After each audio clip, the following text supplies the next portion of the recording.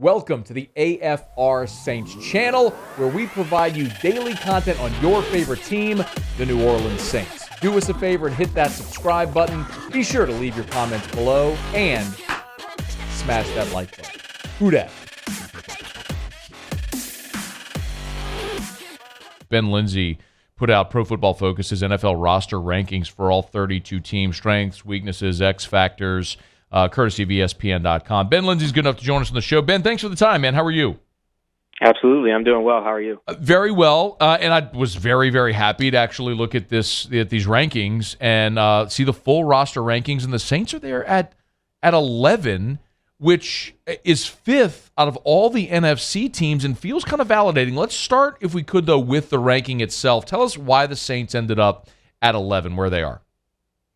Yeah, basically what went into the rankings was just a combination of our grades, our stats, mainly focused on the starters, with some consideration to if a team has really good depth at a certain position or is really thin, that gets factored in too. So that combined with some work that our head cap guy, Brad Spielberger, has done as far as assigning value, contract value to players and what their production's worth. So just sort of balancing those things together to get the 1 to 32 rankings. And for the Saints, there's a lot of talk about the changes, right? You're losing Sean Payton. You're bringing back Jameis Winston off of his injury. There's a little bit of uncertainty there. But from top to bottom, there's not a ton of weak points on that roster. And the weak points that they did have at wide receiver, at left tackle, they tried to address this offseason. And specifically their defense is really strong. From the defensive line to linebackers to the secondary, it should be one of the better defenses in the league again, and that really helps raise them up the rankings. I was really surprised, speaking of defense, to see Marcus Davenport actually is the highest-rated player on the Saints' defense. What should we make of that, considering he's been so good in a small sample, but again, the sample has been small because he hasn't stayed healthy? Yeah, that's always been the case with Davenport in his time with New Orleans. And those grades were from last season where, again, he played really well when he was on the field. He defends the run at a high level, really good power rusher. And it's just a case of keeping him on the field because when he's been out there, when he's been healthy, he's been really productive across from Cameron Jordan. And it just sort of hasn't all clicked for a full year. But hopefully that's the case in 2022. Is sticking on the defense, I was a little surprised to see C.J. Garner-Johnson with a relatively low rating. Same with Paulson Adebo. Why do you think those two guys are with their respective ranking of 62 and 63? Yeah, that's just 2021, and I think the thing you have to keep in mind, especially with a guy like Garner-Johnson, is the grading is just sort of one number to look at what they do. And a guy who's in a system, say Nate Hobbs in the slot in Las Vegas with the Raiders, it's a little bit more favorable. He's not getting the same kind of difficult man-to-man task that Garner-Johnson is. So I think in our slot cornerback rankings that came out this offseason, C.J. Garner-Johnson was still up there I think he was fifth. So I wouldn't lean too much into that grade. And with Adebo, I think it was promising for his rookie season. Even though the grade wasn't fully there, the sort of how he played the ball in the air, I think there's positive things to take away heading into next year. Flip over to the offensive side, because you did mention the weakness. And look, obviously last year, receiver was atrocious, and the offensive line had so many injuries.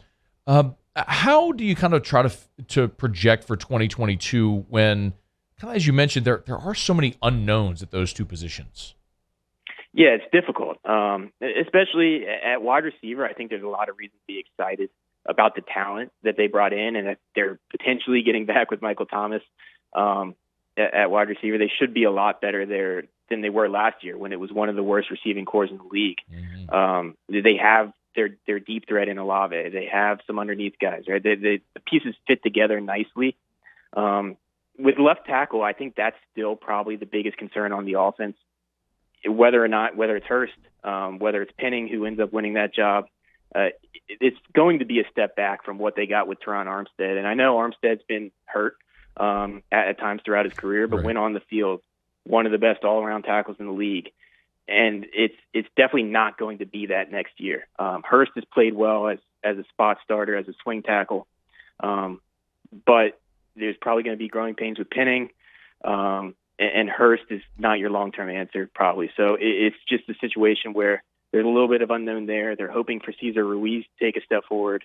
So it's not the same dominant Saints offensive line, which has been the case for a lot of the past 5 years or so. Ben, you also list the X factor for New Orleans as Michael Thomas, with good reason, right? He's come back from injury. But could I argue that a healthy Jameis Winston for 17 games with the new receiving threats is actually the biggest X factor for this team? I think, yeah, you can definitely argue that. Because Winston, his whole career has been sort of a roller coaster. He's that guy, the ups and the downs, the highs and the lows. And I think you saw early in the season with New Orleans last year, he wasn't quite as much of a risk taker as he was in Tampa Bay. He wasn't putting the ball into the same kinds of windows. And as a result, he wasn't making as many turnover-worthy throws, as many interceptions. But getting him back and getting him into the offense for the full year compared to what they had down the stretch at quarterback last season, there's definitely the potential for an upgrade there. And like you said, the NFC is open. There's not a ton of competition, high-level competition like there is in the AFC. So, Ben, that's actually where I wanted to go next. Ben Linsey's with us for a couple of more minutes, Pro Football Focus. He's on Twitter at PFF_Linsey, no D, Linsey. You'll give him a follow. Their NFL roster rankings are up right now at ESPN.com. So the Saints at 11 are, by these rankings, the fifth best roster in the NFC. How much of a margin is there between Tampa at 2 and the Saints at 11? I think there's a decent margin. With Tampa, the big thing is you know what you're getting at quarterback with Tom Brady, assuming he doesn't hit the cliff that seems like it's never coming. Right. And just in terms of they don't have that weakness at left tackle. It's honestly, when you're looking at Tampa Bay's roster, and at least their starting lineup, it's hard to find a weakness. Maybe tight end, now that Gronk's not coming back. Leonard Fournette's not the best starting running back, but there's not that many weak points overall. And I think you can make the case they have the best roster in the league. I know that I had them 2 behind the Bills, but they're right in that conversation. But outside of them, maybe the Packers are sort of in that argument, but they have their own concerns at wide receiver. So I think there's sort of a tier at the top, and the Saints are in that next group of teams competing, the likes of the Eagles, the Cowboys, sort of that group of teams in the NFC. So you'd go Tampa, Rams, Green Bay, then draw a line. And then you're talking Philly, New Orleans, Dallas. So then how close would you say?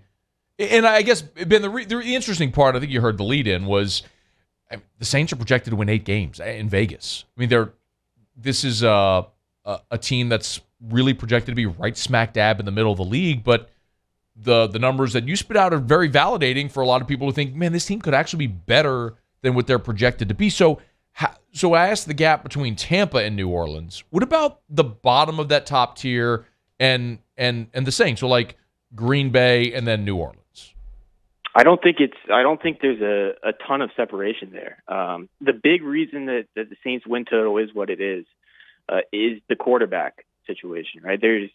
We don't know exactly what we're getting from Jameis Winston. It could be a lot better, and probably should be better than what they got last year. But with those teams at the top, you have Brady, you have Stafford, you have Rodgers, and just the value of that position, it's easier to feel confident in them. But like I said, the rest of the Saints roster is really, honestly, pretty strong and more on par with those teams at the bottom of that top tier you listed off. Ben, is there a team that when you spit out your rankings, you went, I want to put them there, but I'm not really confident in them there?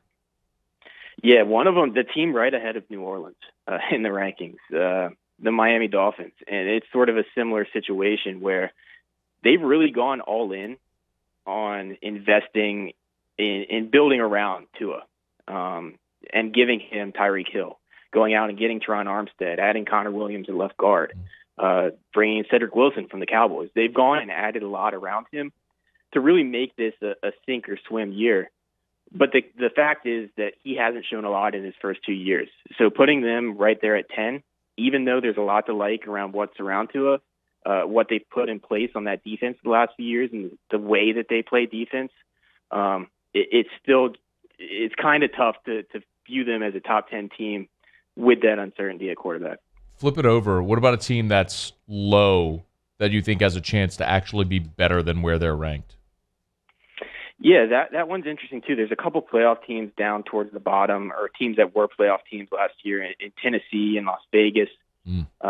Arizona is another one who I think I had 23rd. 23, yeah. And yeah, they the last couple of years they've gotten out to such hot starts, and it's just sort of folded as the year has progressed. But when they get DeAndre Hopkins back, they might have overpaid for Marquise Brown, but I think he's going to really work well in that offense as a vertical slot who has familiarity with Kyler Murray.